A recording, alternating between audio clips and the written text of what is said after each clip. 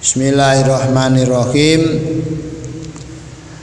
Wal bahaim kulluha tusyarikuka fi ma'rifati dzalika wa innama khosyatul insan allati hujibat al bahaim anha ma'rifatullah ta'ala bin nazar ila malakutis samawat wal ard wa ajaibil afaq wal anfus. Dirungokne. Jadi manusia dengan hewan itu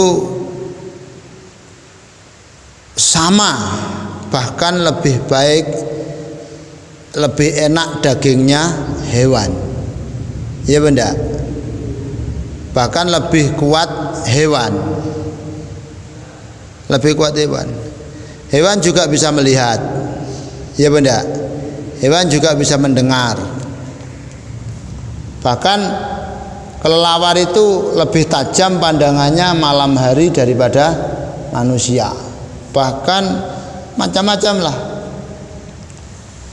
Jadi pengetahuan yang sifatnya dohir itu hewan juga memiliki. Lah kekhususan manusia yang tidak dimiliki oleh hewan, yakni apabila manusia tadi memiliki makrifat kepada Allah. Dengan cara apa manusia supaya makrifat kepada Allah? Dengan cara berangan-angan, tafakur, melihat tentang kebesaran Allah. Mulai dari dirinya sendiri kita angan-angan, Masya Allah, gitu. Terus coba bayangkan tetumbuhan, Masya Allah, hewan, kita akan menemukan kebesaran Allah. Bagaimana nyamuk yang sekecil itu ternyata organ tubuhnya lebih banyak dari manusia. Nyamuk punya kaki, punya tangan. Manusia punya kaki, punya tangan. Tapi nyamuk masih punya sayap, sampai tidak punya sayap. Ya Allah, bagaimana laba-laba sendirian membangun rumah nyebrang jalan, Masya Allah. Ya Allah, gitu. Membangun kemakrifatan dengan tafakkur supaya kau lebih mulia daripada hewan, bahkan kau lebih mulia daripada malaikat. Ya. Dengan tafakur kita punya ilmu, dengan ilmu kita nanti punya hal, akhirnya punya jiwa, dengan hal kita akhirnya beramal, dengan amal kita nanti bisa istiqomah, setelah istiqomah kita akan mendapatkan anugerah karomah.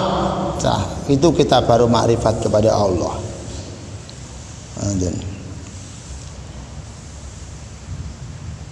Itbiya yadkhulul abdu fi zumratil malaikatil muqarrabin wa yuksharu fi zumratin nabiyyin wa siddiqin muqarriban min hadrati rabbil alamin.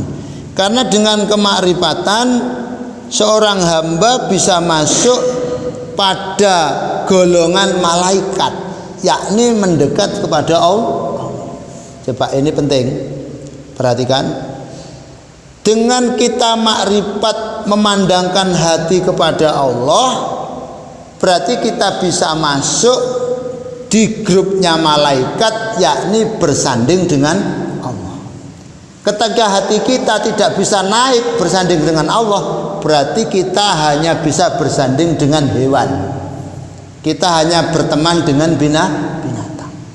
Lek sampean senengane gurdulin, padha ambek wedhus, padha ambek sapi. Buat apa? Podo-podo sapi kena dike usung-usung, sama-sama wedhus, bulan besar buat korban. Amin. Kalau kita bisa naikkan hati menuju makrifat Allah, maka kita bisa bersanding dengan malaikat, dengan para nabi, dengan orang soleh, yakni bersanding di sisi Allah. Hati kita bersama Allah. Inilah manusia di atas rata-rata dia bisa lebih baik dari malaikat. Kenapa? Karena raganya di dunia dililit dengan nafsu, tapi jiwanya bisa bersanding Allah. Kalau malaikat biasa anjan ndak dililit nafsu. Kalau malaikat biasa anjan dia tidak punya raga. Masya Allah, ini yang penting. Walaisat adil manzilah lil ba'im walali insanin radhiya minad dunya bisyawatil ba'im. Allah, dan derajat ini bisa bersanding dengan Allah, tidak mungkin dimiliki oleh hewan dan tidak dimiliki oleh manusia yang hanya ridho dengan keadaan dunianya, ridho dengan keadaan hartanya, ridho dengan kehidupan hayawaninya, mangan, turu, dulin, makan, tidur, main, makan, tidur, main, ngising, padha mbek wedhus. Iya. Makan, tidur, main, jagongan, gurau, sama mbek kucing. Angguran kucing makannya tidak tuh banyak. Tapi kalau manusia bisa punya kelebihan, alim, ilmunya banyak, makrifat kepada Allah, maka dialah manusia di atas rata-rata. Allah, paham ya? Fa innahu sirrun syarrun minal bahaim bikathirin, maka manusia semacam itu lebih jelek daripada hewan dengan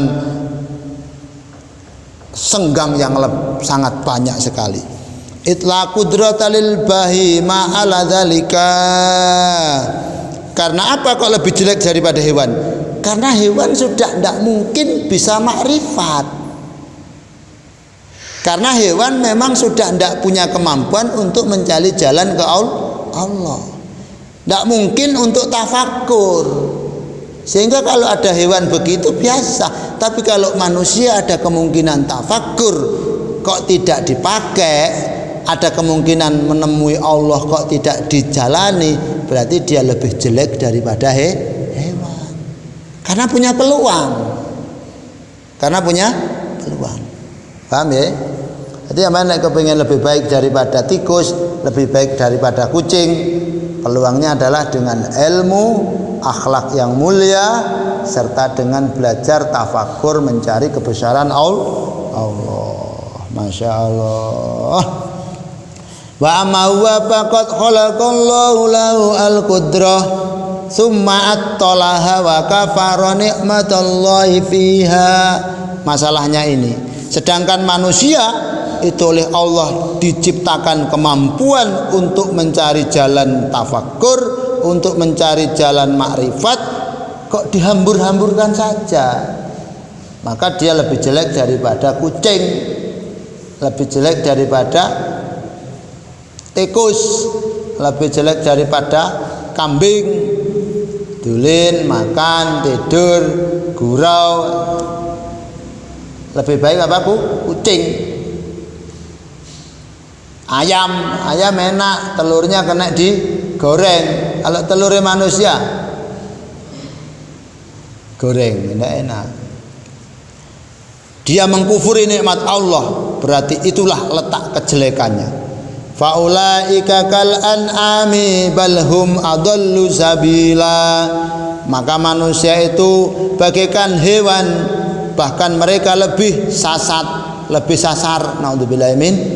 Alhamdulillah sampai ditakdir mondok, sampai diperkenankan mondok, syukuri, sampai akan dijadikan oleh Allah menjadi manusia yang di atas rata-rata. Sampai punya peluang lebih mulia daripada hewan, bahkan sampai punya peluang lebih mulia dari malaikat. Manfaatkan kesempatan ini ya. Anggur, jangan sampai maksiat, jangan sampai dosa. Lebih baik dibuat tafakur, zikir kepada Allah. Fa idza arafta tariqal fikri fi nafsik fatafakkar fil ardil lati hiya maqarruka thumma anhariha wa bihariha wa jibaliha wa ma'adiniha sumartafi minha ila malakutis samawat. Masya Allah. Ketika kau sudah selesai tafakur pada dirimu sendiri, ya kemarin apa itu? Hidung, Masya Allah, Allah begitu luar biasa. Kok ndelala hidung ini lubangnya di bawah, seumpama lubangnya ke atas gimana sampean? Musim hujan gini repot sampean. Ya Allah, ndelala di telinga kita ini ada cairan yang pahit, badek, bacin, kok manis, legi, mati sampean kerubung kali curu. Masya Allah, semuanya Masya Allah, semuanya Masya Allah. Setelah selesai kita tafakur dengan kondisi badan kita, mari kita tafakur pada alam semesta. Alam semesta. Ya Allah, bagaimana Allah menciptakan gunung-gunung. Masya Allah, gunung. Itu langit, sumber, sungai. Bayangkan kalau tidak ada air gimana? Mati.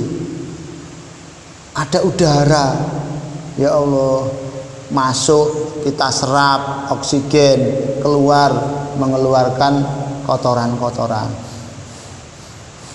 Ini kalau bayar, Masya Allah, habis berapa juta kita.